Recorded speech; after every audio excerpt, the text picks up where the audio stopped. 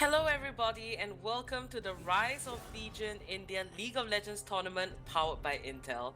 Today, I'll be one of your casters. My name is Apollonia, and here with me is Anthracite. Hi guys, welcome to today's game. This is a round of 32 game. We are on the last day of the round of 32 leg, and we have two of India's best. We have India's best seed number one team going up against a relatively new team. We have some big names. We have Forest, an ex-challenger jungler.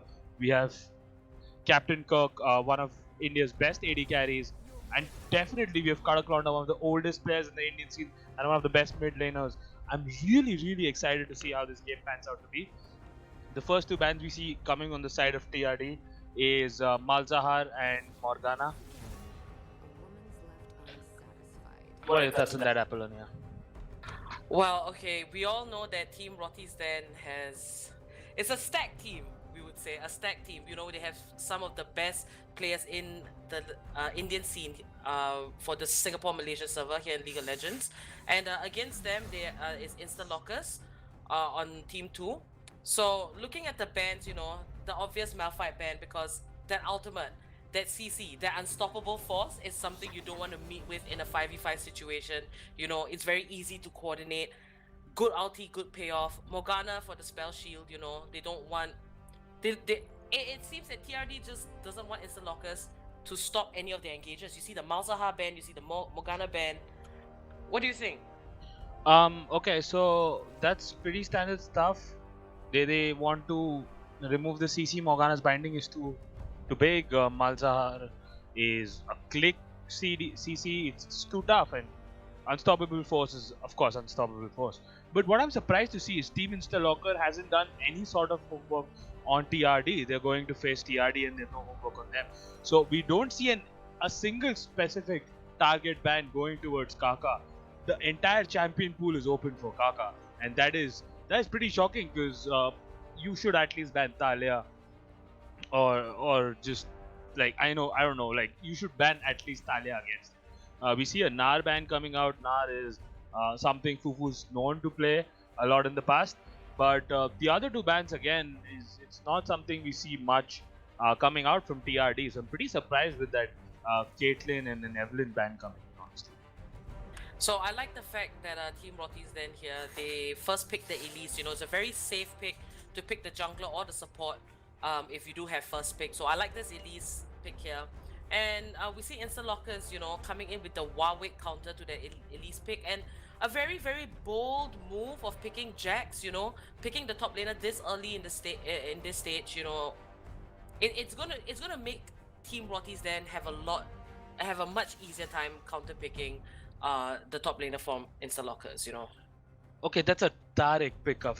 I don't remember the last time I saw someone play Tarek in a team form setup. I don't know. So I see a Tarek, I see a Warwick, I see a Jax. I just can't put my finger on the comp. I don't know what kind of a comp they're looking for. Meanwhile, you see Forest on Elise. Elise is one of the strongest junglers in today's meta right now. When it comes to team setup, Elise just offers too much CC.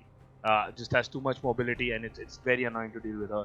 And on the other hand, we also have Zaya Rakan, one of the highest priority bot laners. Zaya and Rakan together is just oof, it's just madness. And we see that Vladimir ban coming out. I was sort of expecting it because Vladimir is sort of really strong, really broken.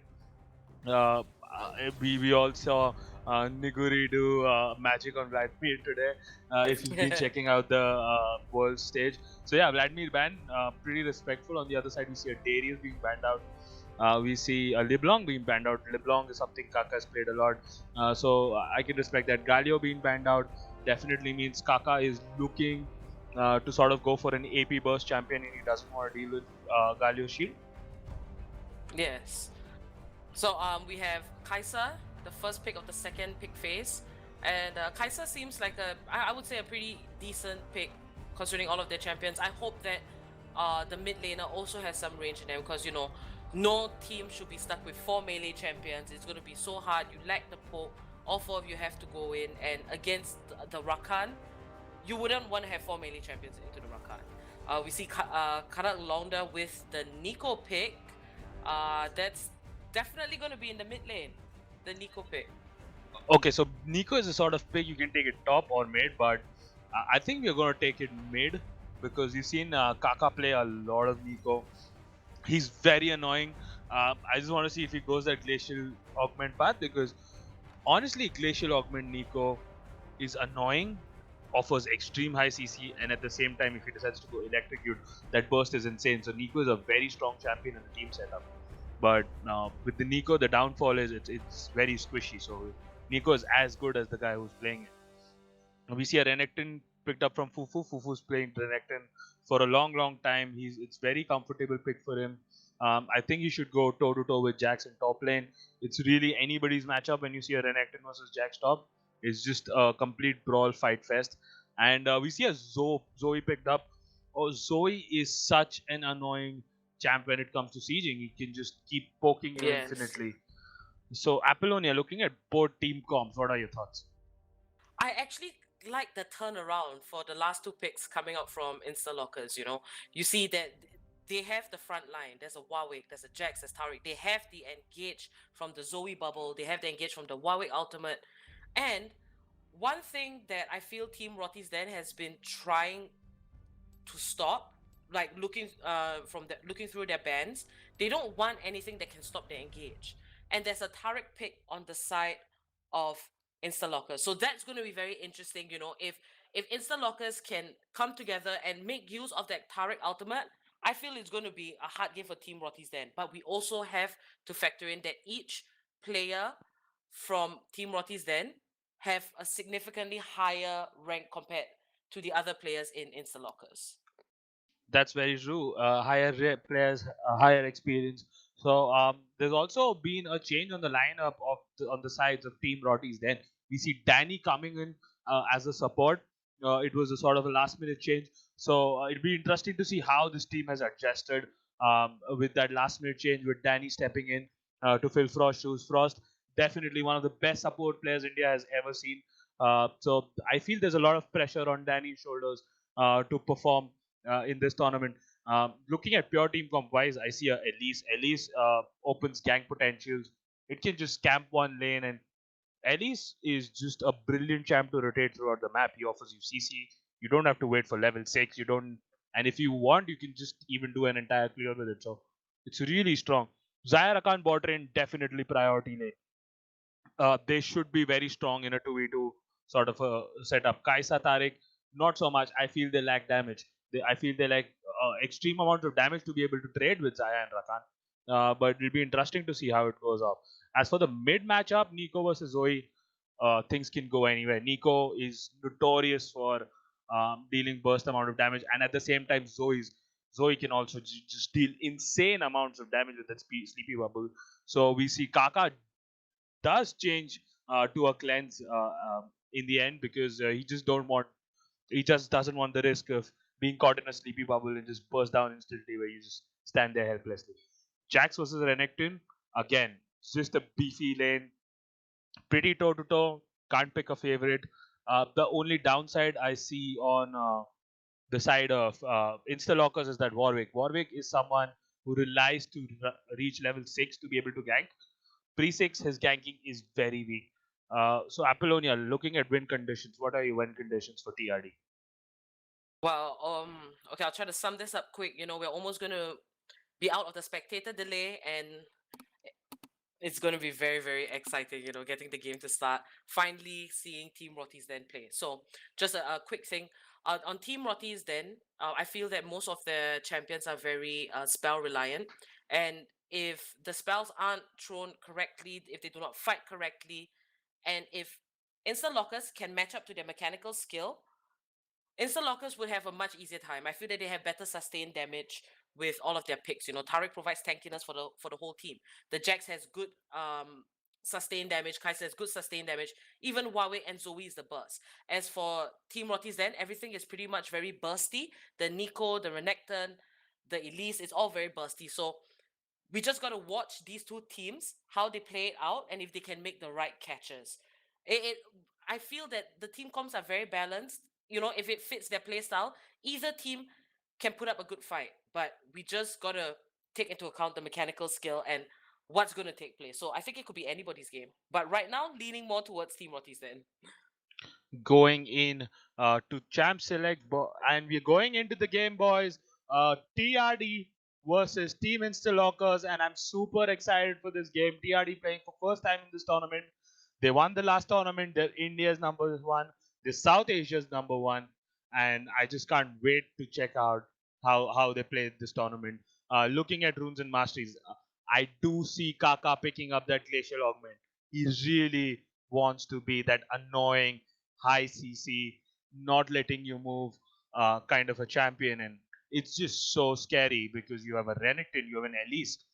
Basically, Nico is enabling them to catch faster to the enemies and just like sort of revolve the whole team around the Glacial Augment because the CC coming in from Twin Shadows, the CC coming in from the Frost Belt, it just lets you catch on to people.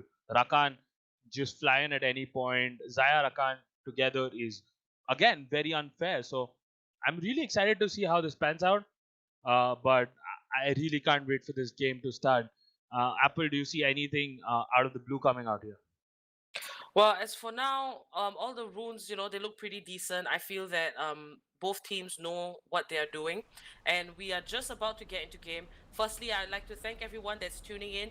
Do follow the tournament progress on www.legion.lenovo.com, and don't forget to subscribe to this YouTube channel where you are watching the stream to get regular updates on gaming content and also from some of the biggest names in gaming around India. Okay, so this whole Rise of Legion League of Legends tournament will continue being streamed on this YouTube channel. So moving in, we see some very pretty skins here. Kirk flexing that Zaya skin. I like that Super Galaxy on Elise. I like looking at skins. Everybody enjoys looking at skins. So we see two wards coming out from Instalockers. Both are very defensive wards. I'm not sure what kind of wards they were because they placed it too early and they really get no vision advantage or no information coming out from those wards. So that's a bit surprising. Meanwhile, on the other side, we see a very deep ward coming in from Elise. So that is definitely a lot of information. He will know that Warwick is starting blue side as well. So they might try make a play on the top side, or no, I think Elise also just starts on the red buff, so they're just going to happily mirror each other at this point. So looking at Warwick as a jungler in team setup, it's a champion I'm very iffy about. Warwick, I feel that he's been struggling a little bit on the damage side, but Warwick is still someone that, if he gets a good one kill at least and one assist, he can do something and definitely get the upper hand in counter ganks. In this case, we are looking at Forest. Forest is a good jungler. He's a great jungler, in fact. Is he gonna allow Warwick to get that lead? I don't know. So this Warwick pick might be very, very risky for Instalockers. But who knows? Maybe it might not go in anybody's favor. It might go in either one's favor, so we wouldn't know. But I'd like to see Elise focus on the top lane to get that Renekton a head start, or Elise coming down in the bottom lane because Zaya and Rakan offer, a great amount of utility when it comes to ganks. And as for the Warwick, I'd like to see him go up in the top lane and make sure his Jax is fat because a fat Jax, that it's over for anybody. It's over. That's very true, but we also see Zoe starting to like sort of poke and do some damage in the mid. We just saw an EQ combo take almost 1/4 of Kaka's HP bar almost instantly. So that is what is annoying at level 2. The amount of burst damage Zoe offers is just way too much. Fufu is happy pushing his lane up top. Warwick, as expected, is going for the full clear at this point. And honestly, Elise also with his pathing is going for full clear, but he's behind. Uh, Elise is not a champion that clears jungle camps as fast as Warwick. You see Warwick coming up top for a gank. I'm not so convinced about that. Pre-6 Warwick really bad at ganks. I think he should just do a full clear and maybe hope. Danny meanwhile going in. A stun lands in from Tarek in exchange and they will just trade some XP off. Looking at bot lane, who do you think has the kill pressure? In bot lane, I feel that Cap, Kirk, and Danny, they're already showing a lot more synergy, you know, as compared to Marshmallow and Sogi. But Zaya Rakan is always going to remain a good duo. You know, Kaisa Nautilus are two good duos as well. We're not sure about the Kaisa Tariq, but Kaisa should be able to CS. You know, she should be able to get a good amount of CS as long as they're on their toes and whatnot. We see Warwick is very, very aggressively on the top side of the map. I'm not sure if anything is going to happen over there. At this point, Warwick is giving space to the bot lane of Team Roty's Den. He is allowing for Captain Kirk and Danny to push ahead like that. I felt, ooh, and a fight is breaking down. And that's a fight breaking down. Forest is also there. So they've turned a 1v2 into a 2v2. Renekton will just burst down the Jack, he'll die. Warwick's also taken a lot of damage. Fufu will go behind. Forest will deal some damage, but Warwick will be able to walk it off. That was an amazing timing by Forest. He knew Warwick was top. Fufu called it out. Forest was like, okay, I will rotate. He knew they were going to collapse on Fufu, and he was there at the right time. There's a teleport coming in. Warwick lands with his spear. But Fufu will be like, nope, I will just burst you down. And surprisingly, that was insane amount of damage. Knowing that Fufu is playing Conquerors and not press the attack, I'm still surprised at the damage that Renekton is doing. But yeah, we just saw 2 kills up top. That was a really bad teleport because that sort of baited Warwick into staying under the turret when he should have just backed off. Mistakes at the start of the game, and they've given a lead to TRD, which is quite scary. I feel that this is definitely going to be a hard one for Instalockers. You know, Zoe seems to be pretty fine, pretty safe in the mid lane, but it's going to be a struggle now for Jax, you know, now that the Renekton is 1-0. Oh, there's a bot! 2v2 going on. Danny will deal so much damage to Marshmallow. Marshmallow has to flash out. He will burn both heal and flash for Danny's ignite, and that will also make that Kaisa a target because both the summoners burn down. That was a really good play, waiting in the brush patiently, forcing them to back even when they are behind. That's just brilliant. And to think about it, Danny and Kirk, it's a very relatively new bot lane. Danny, like I said, was a last minute addition, and how well they are playing together and how well they are synergizing, it's extremely impressive from where I see it. Meanwhile, if you look at it, Jax is level 6, even though it died, and Fufu is level 5, so I don't really understand how that happening. Jax going heavy in on Fufu. They will deal damage to each other equally and back off. So, do you have any idea? I felt that was Jax's time to actually fight the Renekton because his wave was so huge and he did have that level 6 advantage. But honestly, if you look at the items, right, Renekton has one BF sword. One W just reduced Jax to like 50% HP. If Jax would have fought, I think Fufu would have still managed to kill him. I think it was a mistake though by Fufu considering he was level 5. So, you know, looking at the Jax with the Renekton, right, it's gonna be tough for the Jax. And Fufu decides to go in, will deal some damage. Jax was body blocked by the minions, that's so unfortunate. They will both pop their ultis. Fufu will flash and get the kill on Jax. That was really, really unfortunate. Meanwhile, Forest is there trying to counter jungle. Will not get the blue, however. Kaisa will W him, but doesn't have an ulti to follow up. That was really unfortunate for Jax. That was very, very unfortunate for Jax. You know, you see, Fufu punished him. Right there and then, Fufu punished him. And like we were mentioning, you know, the mechanical skill of the individual players, Instalockers has to try really, really hard for a fighting chance. But definitely a very good display of skill from Fufu Cutie right there. Looking at the CS differences, you know, Kaisa's not having a great time at all. Warwick needs to do something ASAP. It's tough. It's tough for Instalockers. I feel that, you know, they drafted a really decent comp, but it's going to be hard for them. But, you know, we'll see. Indeed, we'll see how it pans out to be. Looking at the gold right now, major lead is at the top lane.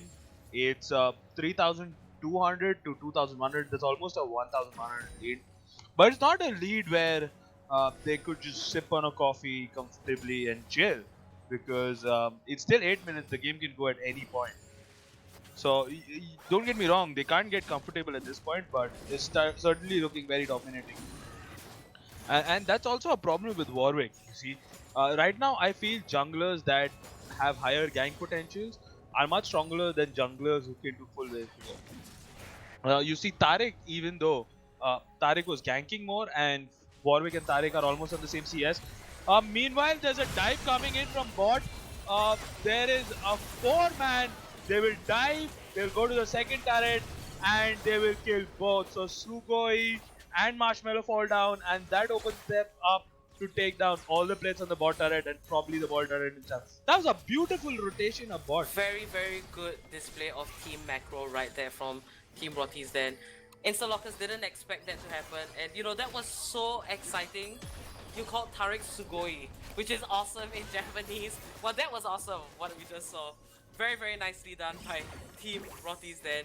So, Warwick is doing a little bit of counter jungling, you know, I don't know if that is considered worth. The first tower is going to go down to Team Roty's then. That is full 5 plates for them. Jax is trying to engage onto the Renekton. Nothing's gonna happen. Warwick backs out, successfully steals the blue. Wow, 5 plates for Team Roty's then. Look at the goal difference, 5k at 9 minutes. Okay, now it's scary. Oh, Zaya getting caught in the bubble, but Danny will come block it. But yeah, Goldie's getting scary right now. Also, I would like to say that for me was the whole highlight moment of the tournament, because I saw Kaka leave his lane at 8-minute mark and come down for a gank, and that's something I don't see more often. It was a good call for rotation, you know. Everybody, when you're playing as 5s, it's always great to get a 4-man advantage to any lane. It can be top, it can be mid, it can be bottom. Given the fact that bottom is a lot easier, considering there's 2 players there already, it's a great and very simple strategy to get ahead in the game, especially if you can do it before 14 minutes. You know, the tower plates are going to pay off. We see Team Roty's then Zaya and Rakan immediately rotating to the top lane. They want to get the towers, they want to make something happen. They already got the first mountain Drake, so that makes tower taking a lot easier. So now Rift Herald should be on the list next, as well as that top tower with 3 plates left. Meanwhile, they might leave Nico to just continue farming against Zoe. That's true. I mean, Roty's Den is just playing so brilliantly right now. They're at the right place at the right time. They're rotating beautifully. They're now going to take that Herald. And it's not even 14 minutes. The plates are up. So they're going to take this Herald and get more plates. It's already a 5k gold lead at 11 minutes. They're already comfortable. And with this Herald and more plates, they'll be more than comfortable. Zaya getting seen there. Jax getting caught, but I don't know why they were trying to bait out, because they don't have enough damage right now. Forrest will pop his R-class. They're trying to back and forth. Zaya deals a lot of burst damage. Marshall will take a lot of damage and will die. Kaka coming in from behind. It's down to a 3v5. Warwick takes a lot of damage. Captain Kirk going behind him, and he will just survive with a sliver of health. And that was really stupid for them to wait in the brush. I mean, I don't know what they were thinking. They were like 2 levels behind. They couldn't have fought. I'm lost for words. It wasn't even a 3v5. Renekton straight chilling in the bot lane. Renekton straight chilling. 7-0. Almost a 10k goal lead. Almost. This is game for me right here, because like I said before, they couldn't sit down and sip on their coffee and just chill out. Ooh, that's just chunks of HP going from Captain Kirk. But I think they will be able to take this turret as well. So that's 12 minutes, 3 turrets gone. Oh my god, they are on a rampage. They're so relentless right now. And even though they can be big chilling, they can just be sipping on their coffee. They can just like be like, okay, I'll call it a day. Maybe just, you know, finish it off easily. They're still dominating and they're still asserting pressure. And that's what I love about this team.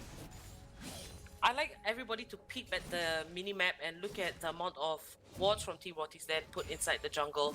Right now, they are completely dominating, and I feel that for Instalockers, you know, if they're going to try and want to come back from this, they've got to pick up the scraps. They have to pick up every single minion, make sure that they're not missing CS, pick up their jungle camps as quick as possible, stay on their toes, and come together, you know. Team Roty's then, the way they baited out that Taric ulti, you know, how they pulled back, there was the stopwatch from the Elise. Ooh, Kaka going ham on that Warwick, he knew it was there. And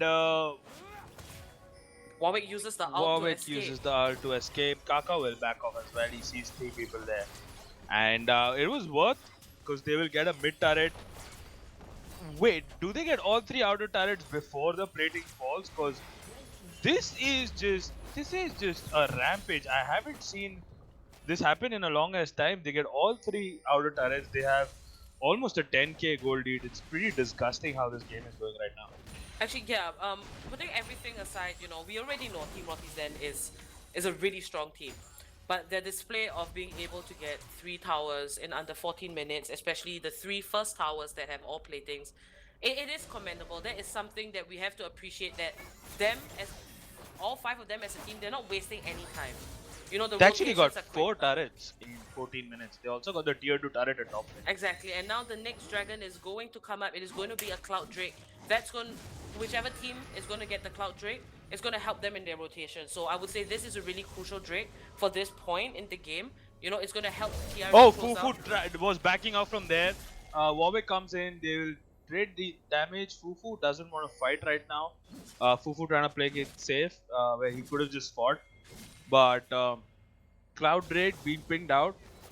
They don't want to make any flashy plays. They don't want to take risks. They want to close this game perfectly. They don't want a single person to die. I always feel it's good sportsmanship when, you know, you play to your best ability. You're not playing, you don't show that you are just, you know, playing around, making like a joke, you know, dying unnecessarily, that kind of thing. I like it when teams just do their best. And Instalockers right now, they are trying to come back, and that's commendable as well. So this is really, you know, it's only been 15 minutes and so many things has happened. This is one game that I can say I really enjoy. And we see the bubble getting hit on Elise. A huge chunk of health is missing from Forest.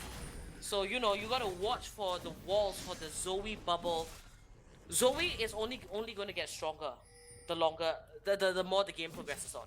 So, Team Roty Zen, they have to close the game now, immediately. But also to remember, Zoe is very feeble. Fufu meanwhile trying to fight Warwick. Back's been pinged and he will just walk out of it. So yeah, on the Zoe subject, even though Zoe will get increasing on damage the later we go in game, Zoe doesn't really have that much HP to justify the damage she deals out. So the later we go in game, she sort of gets burst that easily. That's why it's very dicey. And there's a pause coming in finally.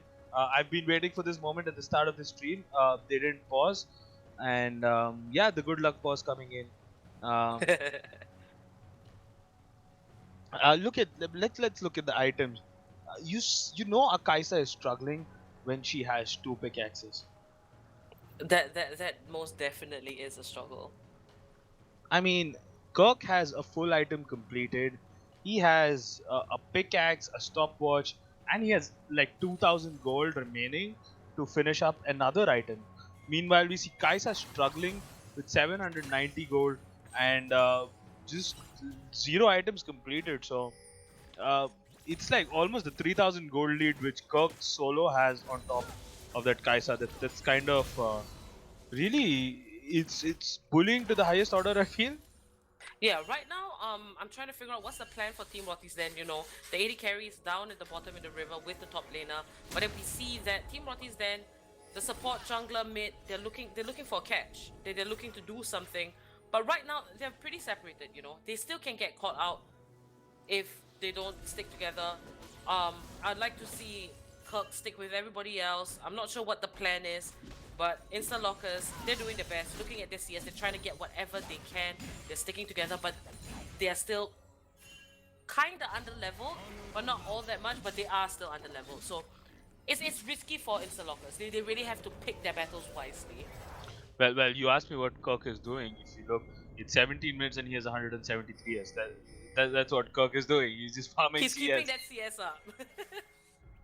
I mean, I always like, I'm always sort of awed by how Kirk CS is, because in about 20 minutes he'll have more than 200 CS. That's like almost sort of a perfect score. So very impressive the way Kirk CS is. He has his mechanics set on an AD carry, and that's again extremely impressive. We see Zoe now finally having that one completed item. Jax also now finally making his Triforce. So now we see first items being made on the side of team Instalockers, and it's almost like 17 minutes into the game. That's how behind they are. I feel that they should keep the Renekton, you know, to continue pushing the bottom lane. You'll get that tower down. Renekton also has TP. He can come over for a Baron at 20 minutes if he wants to. Right now, I feel that Team Roty's Den is a little bit lost, but what they should do is just continue putting pressure. They have the Elise poke from the spiders. They have the Nico poke as well. They just gotta keep poking. I mean, if you see, right, even... Oh my god, Danny goes in. They will catch Tarek on the side and they will just annihilate Sugoi. That was what they wanted. They wanted to catch. Oh, that's a lot of burst damage coming in on Product Londa. From the Zoe, Kaka just take chunks of HP.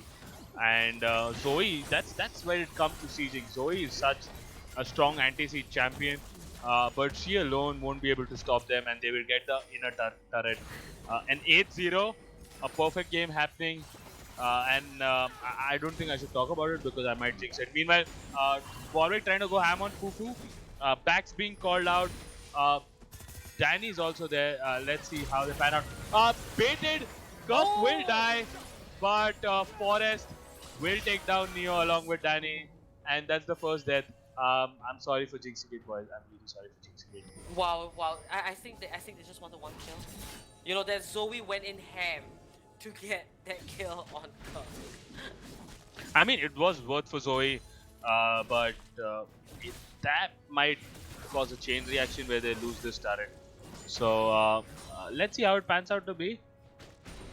Yes, and now the next dragon is going to be spawning. It is an Ocean Drake. You know, it can be useful, not all that useful. I feel that Instalockers doesn't have to contest this one. Right now they need to regain vision back in their jungle and prepare for the Baron that will be coming up. Because if they are analyzing Team Roty's Den and their movements, right now for the mid game, they're playing it safe. They're not forcing, they're not going for aggressive players by getting the tower, but they are trying to pick Instalockers out. So they got to watch over the Baron, you know, take this time. But it seems that all of them are clustering towards the bottom lane. It's not good, you know, they're not thinking ahead. Team Roty's Den is already pinging the Baron. I hope Instalockers sees this and does something about it. Okay, so this is something which is really sad. You see that Kaisa picking up Mana Mune at 20th minute mark. That's already so late for a Mana Mune to turn into a Mura Mana. She didn't even have a tier before. Meanwhile, Jack's going to ham on Fufu. He will take that bubble in from Nico. He will take a burst HP down, but Fufu is fighting back. He will heal up. Nico trying to deal more damage on Fufu. Fufu will flash out of it and be safe. That gives them an opportunity to start the Baron.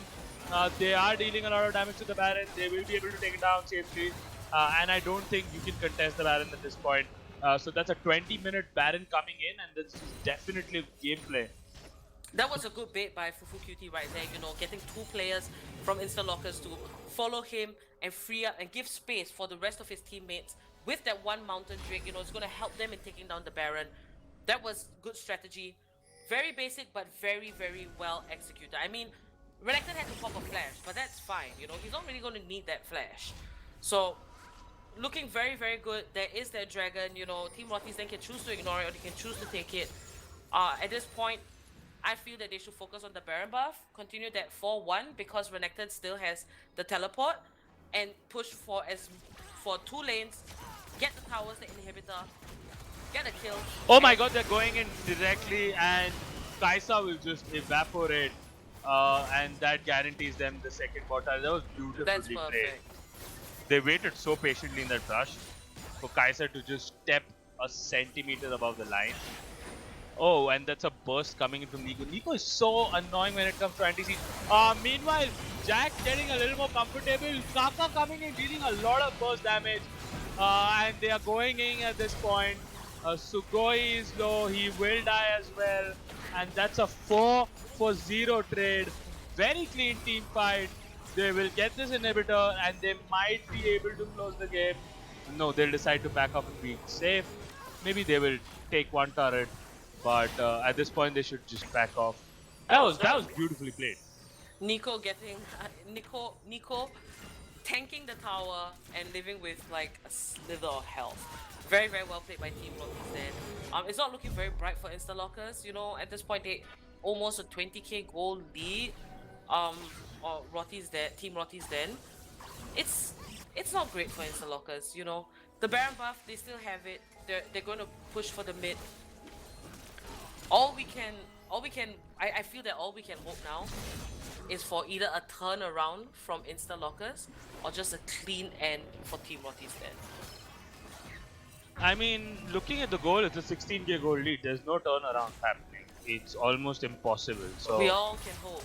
I mean, hope. Realistically, there's no hope. You just see that Jax just getting burst down by Nico alone. So it's just a matter of time.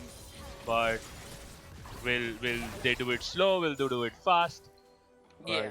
The end is inevitable at this point. So we see the bottom lane pushing in with the super minions. You know, this is going to be hectic, stressful.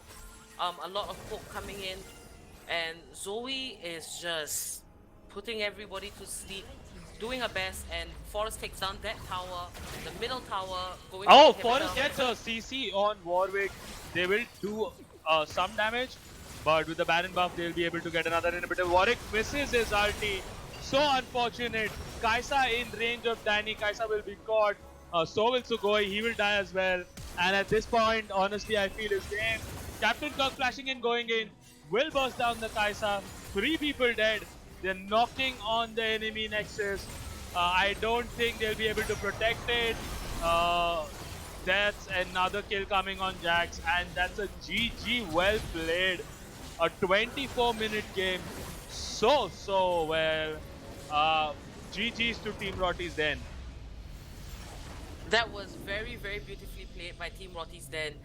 Good game, and also thumbs up for Instalockers doing their best and fighting through. So Team Roty's Den now qualifies into the round of 16. Thank you everybody for watching. Do follow the tournament progress on www.legion.lenovo.com. We'll be back with more streams tomorrow, and we'll continue streaming all of this on this YouTube channel. Don't forget to subscribe to Legion Gaming India's YouTube channel for all the broadcasts and regular gaming content with some of the biggest names in gaming from around India. I'm Apollonia, and thank you so much for watching. Bye. To the untrained eye, you look like everyone else.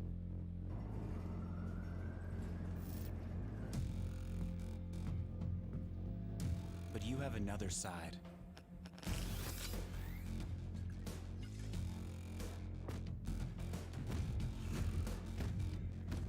Embrace it with a machine that's worthy of you.